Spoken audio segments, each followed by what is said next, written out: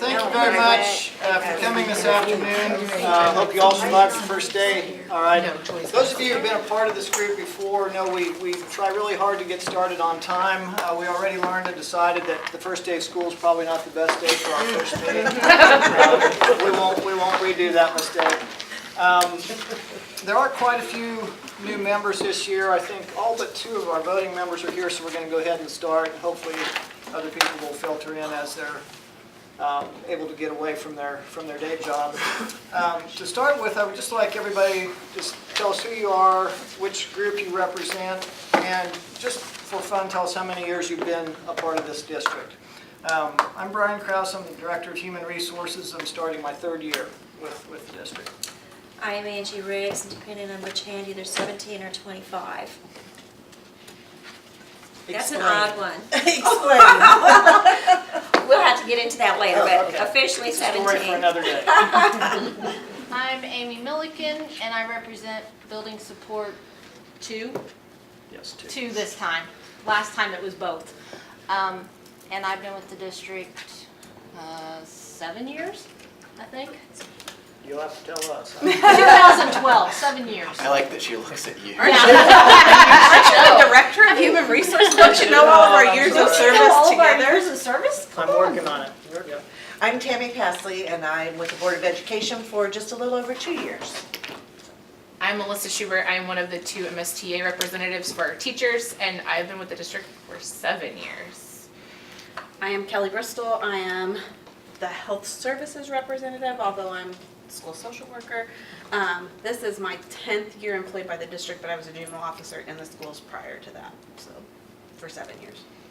I am Kyla Ward. I am one of the 2 teacher members of SJNEA, and I am starting my 10th year of teaching here in the district. My name is Eric Simmons, and I teach at Central High School, and I am the other St. Joseph NEA teacher representative. Michelle Norman. 6 years. Sorry, 6 years. 6 years. All right. Michelle Norman, Director of Elementary, and I'm starting my 3rd year with the district. Hi, I'm Jennifer Halter. I represent building support on the librarian at Hyde, and this is my 21st year with the district. Congratulations. Thanks. And I'm Jerry Stevens with, I'm System Administrator at TMC, representing the Technology and Professional Group, and been with the district 22 years, I think. Roberta Diaz, representing the building administration, and I've been with the district 25 years. Good. Okay. I'm Kate Beestings. I am here for building support, an alternate person. And I have been with the district, this will be my 12th year. I'm Erin Nold. I'm alternate for SJNEA, and this is 15 years with St. Joe. I'm Tammy Page. I'm an alternate member for SJNEA, and I teach at Truman. This is my 11th year in the district. Go ahead, Bridget. I'm Bridget Blevins. I'm the Communications Director, and I am, let's see, how am I going to remember that 1.5 years? Pretty short. And I'll be taking minutes and sharing those with you guys after the meetings. Doug Van Zyl, Superintendent of Schools. I've been here a month and a half. All right, beat you. Yeah, you did. Dave Edgar, Director of Finance, also been here a month and a half, and I was told not to say anything. Oh, but this group will ask you lots of questions. Joy, go ahead. We aren't used to that, the finance person not talking. Or not. All right. How many years ago? You know I'd say it to his face. Hey, Joy. I'm Joy Budine, and I am the president for MSTA here in St. Joseph School District. And this is my 2nd year back with the district, but my 27th year of teaching. First day again. Wow. How about the gentleman back there? Yeah, John, tell us about you. I'm John Morris. I'm the video production specialist for the district, so I'm going to be videotaping all these meetings and post them next day. And I'm starting my 8th year. 8th year. Okay. Some of you have probably had the opportunity to get to know Dr. Van Zyl a little bit. Some of you probably today is the first day that you met him, so I wanted to give him a couple minutes to address the group and let us know whatever he wants us to know. Sure. Thank you. I won't take a couple minutes. minutes because I'm not a big fan of the first day meeting either, but because you all put in a lot of time and energy already today. Here's what I have to say. It is the key to what we're here about is in the title of this group, United, which is this is an opportunity for everybody to come together, to hear some things, to ask some questions, have an opportunity to bring us closer together and to talk about issues and concerns. I'll be upfront and just say, just because we talk about it doesn't guarantee that they'll get resolved, but at least puts them on the table and gives us an opportunity to say, is there a better way to do things than the way we're doing them currently? Or is there a better way because we're not doing something at all? Gabe and I are pretty straightforward. I know finances are one of the things that people will get to talk about later on. We'll have a better picture of where everything is and where that's at. The further we move into the school year, it's kind of hard to tell you on the first day of school where things are. But our goal and desire is not to put people through a bunch of stress because of finances. But sometimes that's a little bit out of our hands. But we'll do the best that we can to be upfront, tell them where we are, what we have going on. But then the other thing that you need to know is I'm going to be sitting over here, but the questions that I'll always ask Brian will be this. Is what we're talking about in the best interest of kids. Because if it doesn't start out with being in the best interest of kids, then to me it kind of drops down a little bit on the scale. Because even though it may be impacting you and the people that you represent, you still represent all the kiddos in our district. And so that is ultimately the number one thing that we're going to take a look at. And then how does it impact staff and consistency and all those other things that fall underneath that. But that's what I'll be looking forward to. I do think this is a great opportunity for us to get together and hopefully take St. Joseph where it needs to be as a school district by doing it as a team. So thank you for taking the time and energy that this is going to take to move some of those things forward. So with that, I'll shut up and Brian take back over. All right, thank you. Just have a few remarks to make kind of to frame this both for the new people, especially for the new people, and to remind those of us who have been members of this before. First of all, hopefully you all know that you're here volunteering your time. Nobody gets paid to be a part of this group. Just did want to mention that in case there was any misperception. I don't think there is. I think what, in my mind, has been the biggest benefit of this group has been the opportunity. I think it's normal human nature for everybody to see their own little part of the world, and you know that the best. It's the most important to you because that's where you live every day. But I think the biggest benefit of this group is everybody gets to see things from a more global district perspective. For the teachers to understand what happens in transportation, and transportation knows about the district office. And you know, there's so many moving parts to a district, about 2,000 of them actually. We have almost that many employees when you count substitute teachers. So lots of moving parts, lots of kids to keep track of.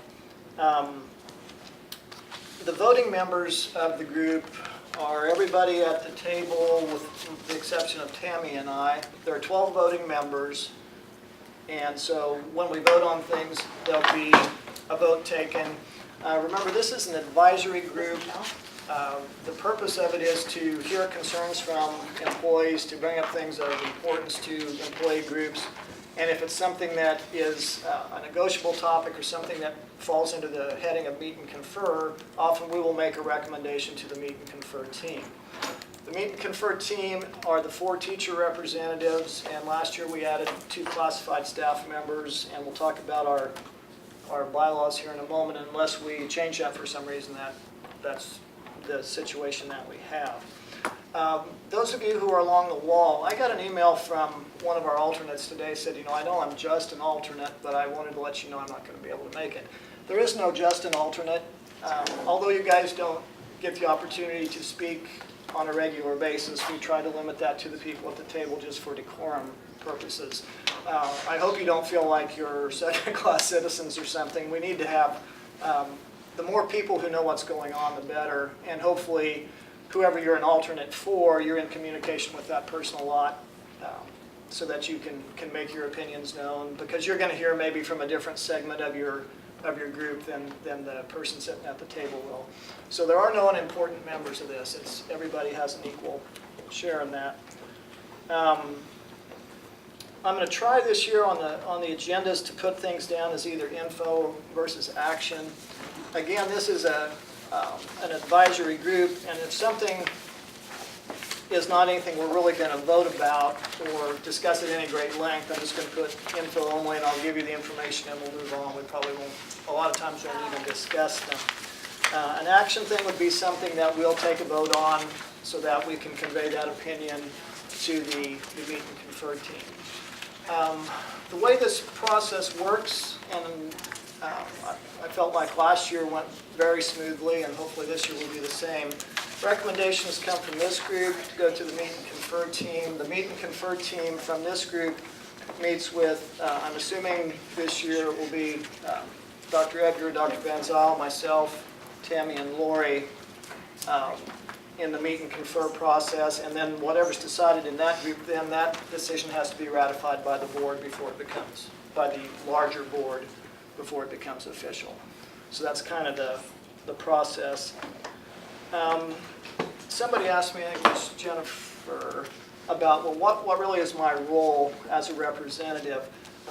In my mind, the biggest thing is just to communicate openly and frequently with the people in your group, to let them know what we're discussing, to gather from them their opinions, to see what the feeling of your group as a whole is, and then to bring that information to us, to this group as a whole.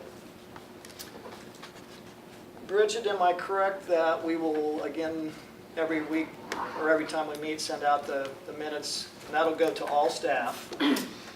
Okay. So encourage your members to look for that. It'll come from the Office of the Superintendent. We put out a lot of information that never gets opened, and I understand that people get busy, or you see 50 emails and you look for the 10 most important and read those. Everything that comes from Bridget is really important, though. Just remember that. Dr. Cross, can I ask a question? Sure.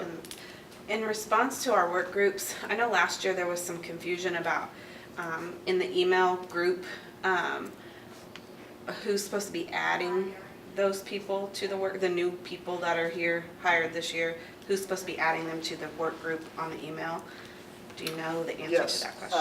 I visited with Heather Adams in my office about that this afternoon, and she felt like she had the groups up to date now. Okay. So if there is someone new in your group, she'd be the one from my office who would add them to your email. Like she sent out the list, I just wanted to make sure, because last year they weren't in our email, and so we weren't sure if it was the supervisor of that group or whether it was. Right. Yeah, and if you have questions about your email list, Heather Adams in my office is the one to communicate with that. But I think right now, well, we had a new employee today that I'm sure is not on there yet, but they're pretty darn close right now. That's a good question. Okay, that's enough rambling. Let's get into the agenda. I could not remember if I sent you last April's minutes in the packet. In case I didn't, I made a copy for everybody. Some of you obviously were not here for the April meeting. Those of you who were, if you want to look through there, does anybody see anything that you feel like is inaccurate?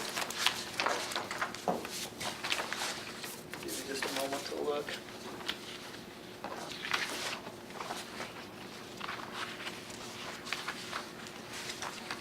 Through here, and I think everything that's there is accurate. Anybody see anything?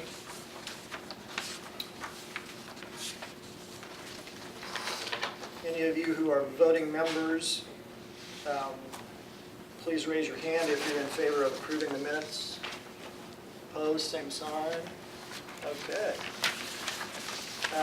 The group norms bylaws I sent out. This is an exact replica of last year's, with the exception that the dates are changed, and where it says approved there, I'll put a date in there when we approve it.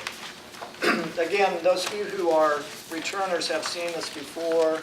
If you're new, hopefully you had a chance to glance at it. Does anybody have anything they want to discuss?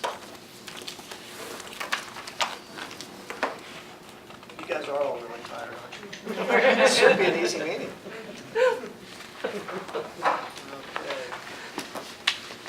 Hearing no concerns, if you are in favor of approving the ground rules as presented, and I'll add the date in there, please raise your hand. Opposed, same sign. All right, thank you. The meeting dates.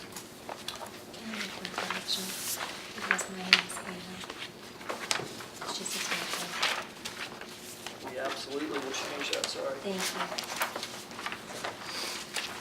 Do you want to be Angie or do you want to be Angela? you. Angie, that's all right. That's okay with me. Okay. It doesn't hurt my feelings. Yes, I'll get that. Okay, the meeting dates. If you look at that, one that, after I sent this out, I thought we might want to have a little discussion about. First of all, the October one, typically we meet the third Thursday of every month. That school is in session. The October one and the March one we typically move because the third Thursday falls in the week of parent-teacher conferences. October 11th makes sense to me. It's moving it up 1 week.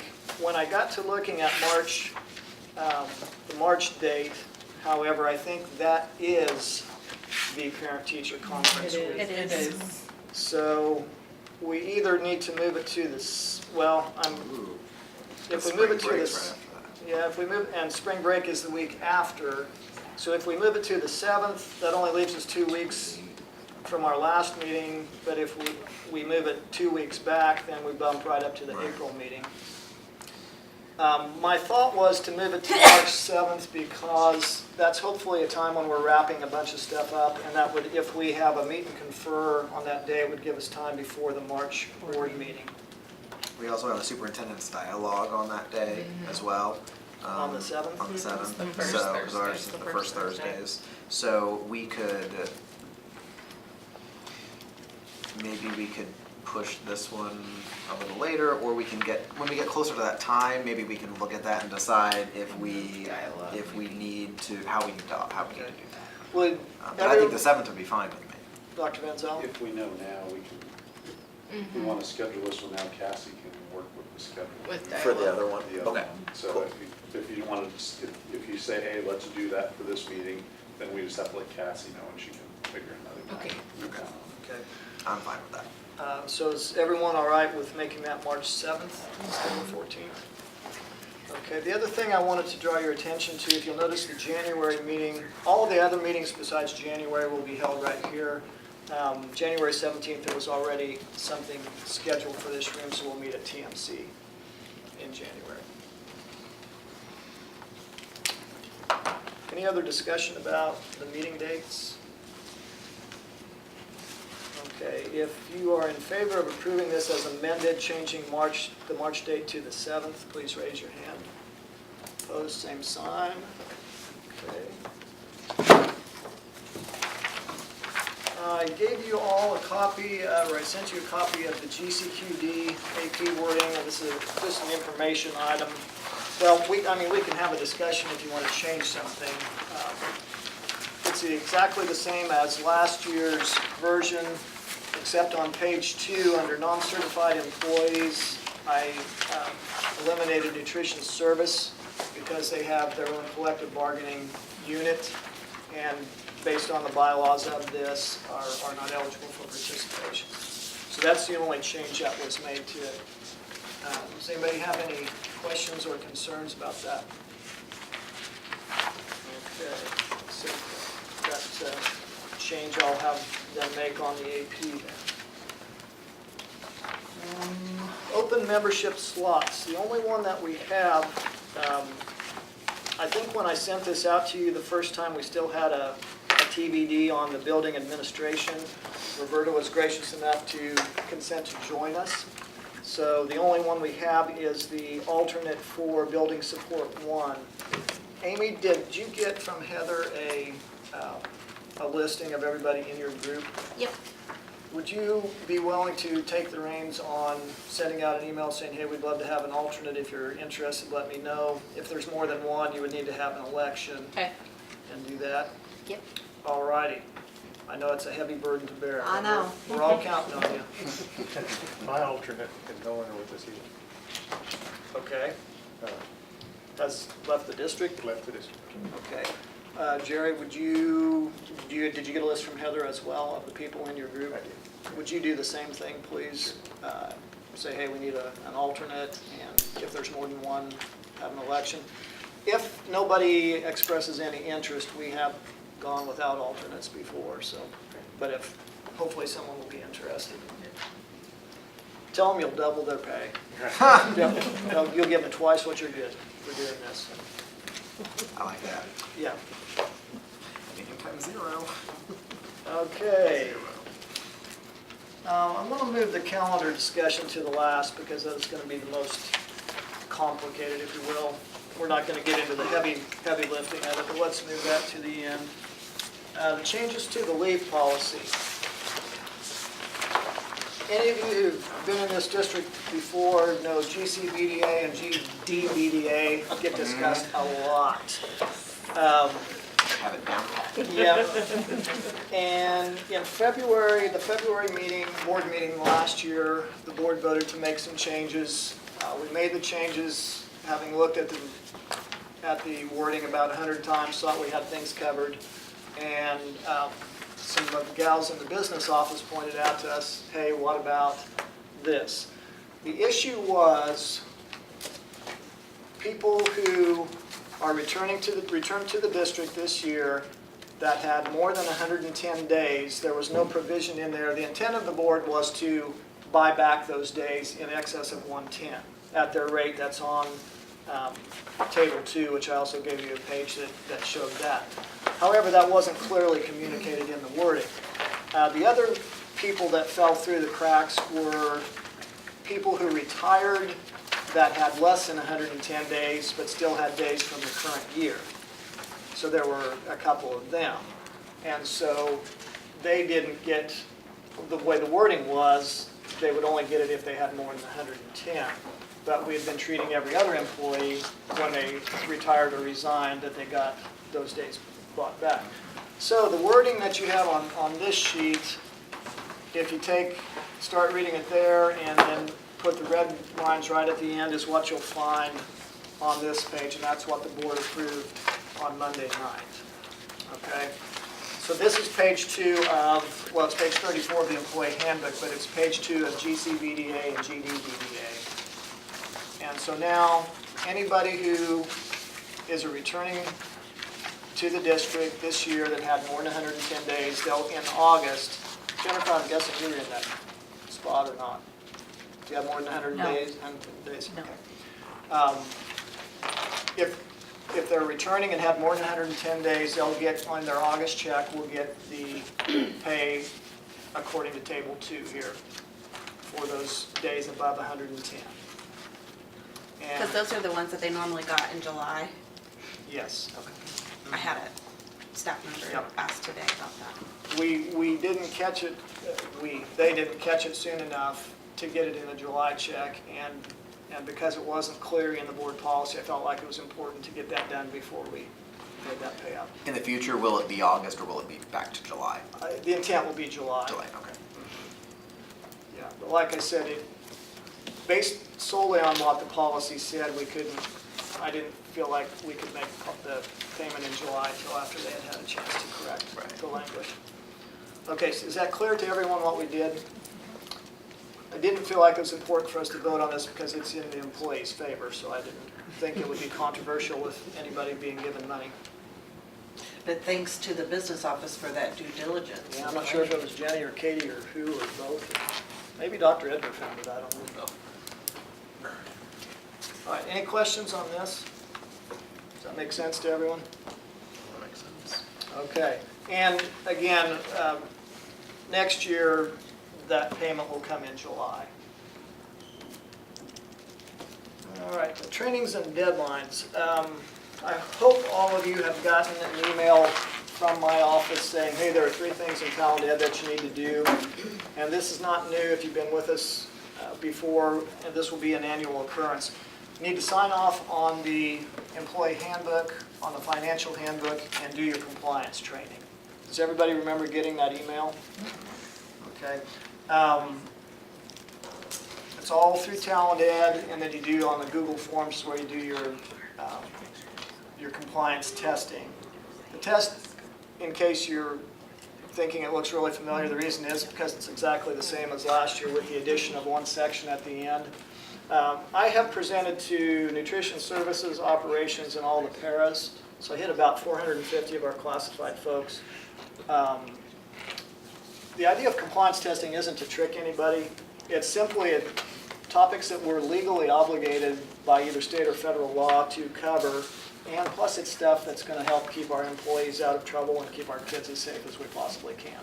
So I know it's probably not one of the favorite things to do, but we've tried to streamline it as much as we can. And the deadline to have all of that done is September 3rd, and that was included, I'm quite sure, in the communication that went out. But please help your group remember that. We'll send out some reminder emails, but You said employee handbook, compliance training, and financial handbook.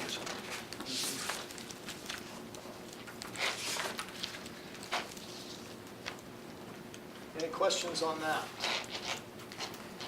But like I said, any reminders that you can send out would be appreciated. They're probably more likely to read something coming from you than they are from me anyway. So. This is definitely a much better process than what it was. How many years ago was that when we had to watch the 8 hours of videos? Yes, much Yes. better. Thank you for This is streamlining. much better. Thank you. You're welcome. All of you should have gotten at your spot a single sheet here with some numbers. I should have put a title on here. It's grade levels K through 12 and number of students missing 5 days or less or more than 5 days. The assessment people, and I think Renee Slayman or someone in her department also would have had a hand in this. I didn't do anything but ask for it. These are the Strive for 5 numbers from last year. So kindergarten, for instance, 49.1% of our kids missed 5 days or less, and you can see per grade level there. Student attendance was up pretty significantly for a year, and hopefully we'll continue to see that trend. So this is just for your information. The next sheet that was by it, that's kind of tiny and lots of black on it. These are staff attendance data. This is very rough yet, and I'll be refining it. It's quite a lengthy process. What I want to find out is, at each of our buildings, what percentage of our staff, both classified and certified, met Strive for 5. Okay, I know with administration, I've already figured that one because that's a small group, obviously. I want to see with teachers and everybody else that's in the building. The sections at the bottom tell the codes that were omitted. We pulled out of there anything workers' comp, military, jury duty, the building was closed, 12-month employees that have vacation, school business, PD, bereavement, FMLA. All of that was pulled out, and it shows how many, those are in hours. It shows how many hours were missed for those things. Right above that, it gives the totals in hours for the others. Sick leave, personal days, weddings, graduations, funerals, that kind of stuff. does that include dock days?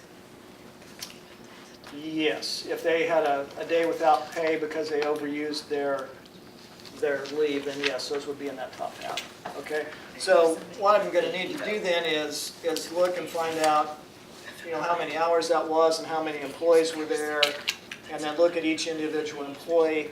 It's about 28,000 lines on the spreadsheet. So yeah, we had 28,000 absences, staff absences last year. Yeah. Is that up from the year before? Significantly. I was going to say, because this is kind of deceiving, because at Bodie and Truman, we have more staff than what Rubidoux and Spring Right. Garden would have. Yeah, it shows as that, far as minutes. Yeah, it's simply in hours and minutes right now, but yeah, if a building has 100 employees, they're going to have more absences than a building with 50 employees. So, again, this is just for your information at this point, and as I get more detailed information, I'll pass that along to you. Okay, let's look at calendars. I gave you all 4 of them stapled together. The reason I stapled them was so that you would at least, for the time being, leave them in the order they are. And the order they are is the current year academic calendar, followed by a really, really rough next year, or 1920 academic calendar, then the current 12-month calendar, and a proposal for the next year calendar. Now, all that was done on the 1920 calendar was I had Misty just take this year's calendar, take the comparable day in the next year, and make it the same. Okay, so there was no thought beyond that. And I just want to talk about them enough so that you can start thinking and start asking your peer groups about what you want to do. The goal, I hope, would be to have something to meet and confer by October. And I think that's a pretty realistic goal. All right, so on the first one, the 18-19 academic calendar, you'll see at the bottom we had 85 student contact days in the first semester, 84 in the second, 93 teacher days, and 88. So 181 total teacher days and 169 student days. In the one on the page behind it, it's exactly the same. There's 169 student days and 181 teacher days. We had talked both of the last 2 years about, I think 3 years ago, we had 170 student days, if I remember correctly, which gave us 6 built-in snow days. 2 years ago, I think it's been 2 years ago now, we had Apocalypse Mania, which that we decided to just to take the day off and not bother with trying to get people here and on time. And then last year, we also ended up with 169 student days. And so at least want to consider what we might do to get that 170th day back in there.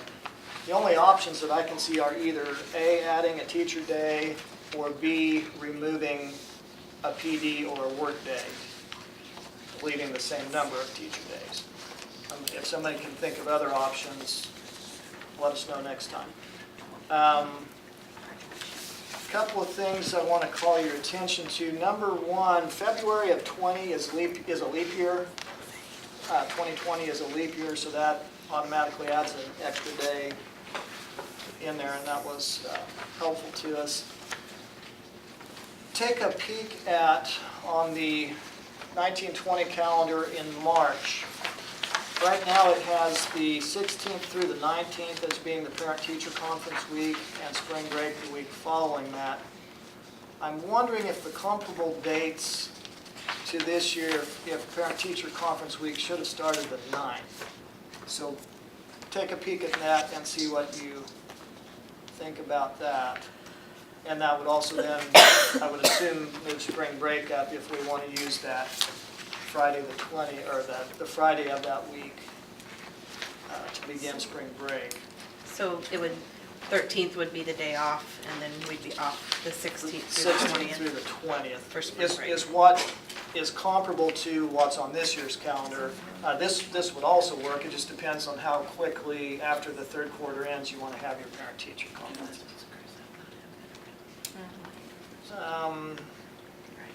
In April of 20, Easter is April 12th, and so Good Friday is on the 10th. We traditionally have used that as a day of no school as well. It seems smart to do parent-teacher conferences the week after the quarter ends. That's how, that's how it's typically been. Yeah, typically that is, and we need to, I'll let you guys do some counting and see where the quarter ends, if we've got that correct on here. I have had very little time to look at this, and so I'm just pointing out some of the things that jumped out at me, and we'll, as you see things, shoot me an email or something and say, hey, did you see this? And maybe we ought to consider this, and that type of thing, and I can put together some versions of the calendar. That was all I wanted to point out on that one, I believe. Dr. Kraus, can I ask, there's a lot of confusion at the bottom of the 1920 academic calendar, the stuff that's down there like graduation, end of quarter dates, is that this year's information, like we haven't adjusted that, correct? The high school graduations, she just kept the same schools in the same order. Yeah, we'll adjust that. That's an easy change, yeah. And the end of quarter dates are off too, because they're like on Saturdays and Sundays. Right. I told her not to worry about that stuff. Yeah, that's what I would, so that's just the point I wanted to make, because a lot of people were commenting, that can't be right, that's this year, and so I thought, well, maybe that was still this year's information at the bottom of the calendar. Well, actually, what I was suggesting was that we did go to school on Saturdays. Yeah. No, those. We're gonna be here a long time. Yep. In this meeting. Long calendar discussion. So yeah, just the end of quarter dates and the high school graduation times, those things, just ignore that for the time being. Okay, so those are the things that jumped out at me on that one. If you look at the current 12-month calendar and the one following it, two things that are different about this. Number one, in July of 2019, July 1st is a weekday. In this current year, July 1st was on a weekend. So that automatically adds one working day to the calendar. And then you throw in their leap year, you actually have 262 working days as opposed to 260. So the way that's been treated in the past is that additional paid holidays were given to get back to 260. And if we chose to do that, it looks to me like July 5th of 2019 would be a good time to add one of those days back in. And to leave November 27th as a extra paid day as well, because that would be the second one, and it was already in the calendar from the previous year. I think those were the only two things, I mean, that jumped out at me. Again, talk to your constituency. Feel free to share this with them. When you share it with them, say, hey, this is just a draft, so they're not freaking out about the Saturday end of quarters and that kind of stuff. But this is a rough starting point, but I think it gives us a background and a basis to. You look like you have a question, Eric. Did you email these to us? I do not believe that was in the email. Okay. No. Will you do that? I will do that. Thank you. And I think the reason was because of the color coding. Well, I mean, other things had color coding too, but Okay. that'll make it Because we don't easier have for us to to print do our out. surveying and getting Yes. information out to people. It's digital. I would The only thing that's confusing omit the though- bottom if you're gonna do Yeah, that, just or erase those things out. something. Because Or even put screenshot question just mark the- TVA something. Because even on, like, underneath the calendar on November, it still says paid day off for 18-19 only Yeah. on the 19-20 calendar, so. Yeah, I hadn't changed any of the minutia, but that's It just might be super confusing. right.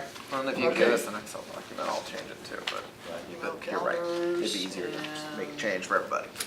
Besides mailing the calendars, did you say something else that you I wanted? don't Oh, just to believe leave so. off the, Yeah. Just show the months, maybe, and not all the other. Dr. Cross, any thought about doing a 2-year calendar adoption? I'm certainly not opposed to that. I've not had an opportunity to talk to Dr. Van Zyl or anyone else about that. You have immediate thoughts you'd like to share on the process of I think calendaring? it's- if you can do that, it helps for planning and professional development, other types of things. We used to So do it I too. I have no issue with it. Yeah, that certainly, It might be beneficial. certainly would be on the table. Especially if you get a format, I'll just tell you my personal preferences is once you get a format that seems to be consistent, you never get everybody that wants to have a holiday or whatever, but once you get some consistency to, here's where our conferences fall, here's where our breaks fall, if you can just roll it from year to year, it's gonna shift a little bit where Christmas falls, where those type of things, so. But if you can at least be consistent, and most of the time, you can do a 2-year calendar pretty easily. Okay. Non-binding straw poll, you guys know that have been here, we do these occasionally. Non-binding straw poll, how many of you would be in favor of considering a 2-year calendar? Raise your hand. Okay, we'll definitely next time we get together to discuss, we'll make it, I incorporate that guess the into the question would be, discussion. what's the drawback to doing it? We just had not done it. Right, used I'm to just be. saying, Yeah. the only thing I ever run into is if there's a change, once you put something out, people pencil something in and say, well, last day of school's gonna be this day, so the next day I'm going on vacation. You know, and then you change something, that's the only thing I've ever run into. So, same thing could happen with a 2-year calendar, somebody's gonna say, well, my 50th, whatever going on, so I'm gonna plan the following year to be gone. Something could change, so. I think we think should people send would out appreciate we should, it. well, I think it's gonna be split. If it will be split, it's but gonna, you know what, like, I'm be kind down of, the I'm middle. kind of interested in finding out what people think, so I'm gonna send out a survey to my Okay. to my I was gonna group, say that. and I I think you that's should what I as was well, thinking too. I to think see what, are people even interested? Do they think it's gonna help them in planning? Do they think it's gonna hurt them, and what do they think? And then we can take that information and do with it what we see fit. And then at the same time, poll the administration who has to plan professional development and all that, because that Every may group take should. preference over even just what employees prefer because of how we need to run school and how we need to do school, so. Well, it helps you lock in some people that you may want for professional development, or when you know certain things are going on, to know what your calendar is gonna be. This format that you were given for the 1920 calendar, do any of you, I mean, are any of you thinking this is horrible, I'm gonna throw up? I love it. I think it's so much easier Much to better understand. than the old one. This is So- exactly what we used in Savannah. Okay, so would this be a good background format to start with? Yes. Okay, even if we were to do a 2-year sort of thing? Yes. Okay. All right. Well, send me, as you're getting information from the people in your group, if you want to send me suggestions, depending on how many suggestions I get and in what time frame, I may try to develop a couple of alternate calendars for you to look at. I think this is easily doable to have something ready for October. We'll see. Any other comments or questions on this?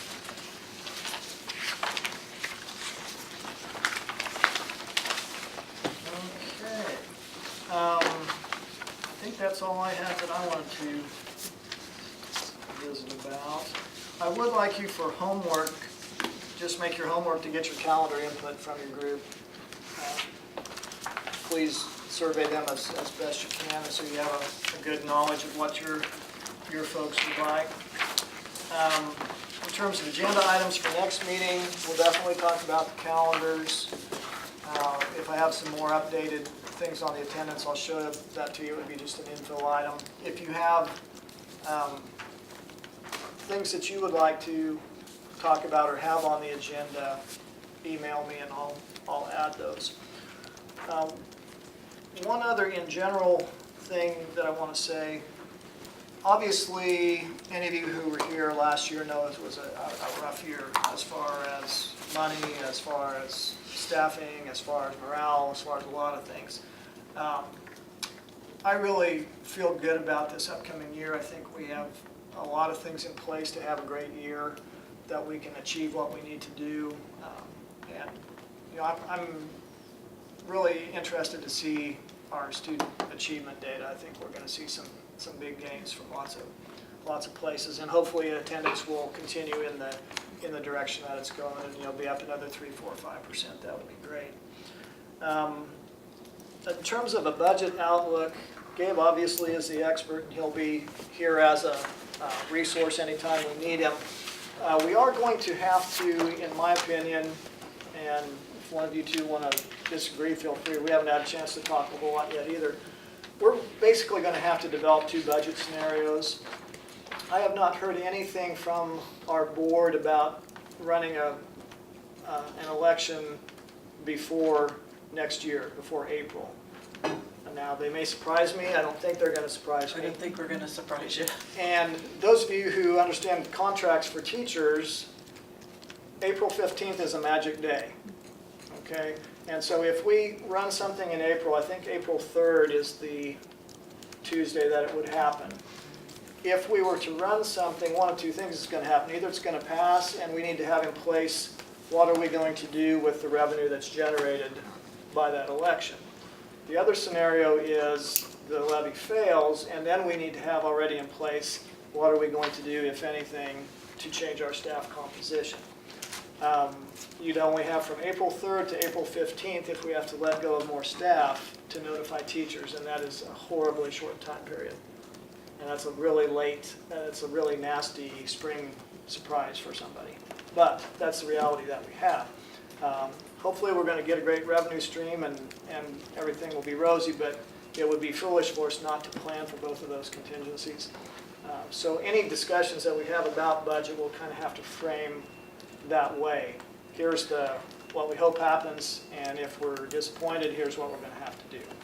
So, anything else for the good of the cause before we dismiss? This is a record, I think. I just want to thank both groups for meeting Yes. this summer and talking about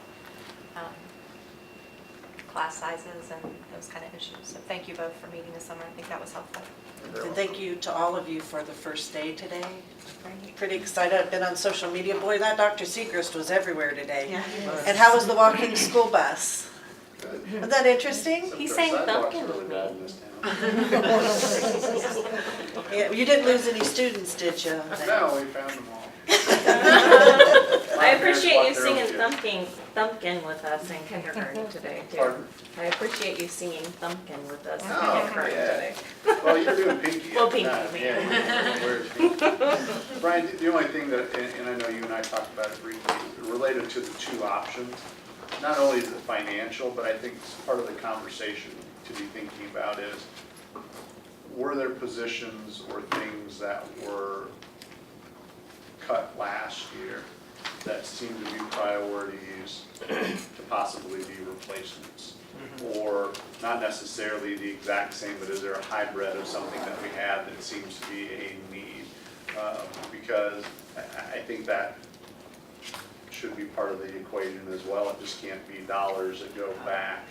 I think it may be position-wise or needs of positions that are there. So just kind of have that in the back burner. That's not a conversation about tomorrow, but I think that's something, as you and I talk, that's something we'll need to have as well. All right. Anything else? Wonderful. If you have agenda items, email them to me. Enjoy the rest of your day, and hopefully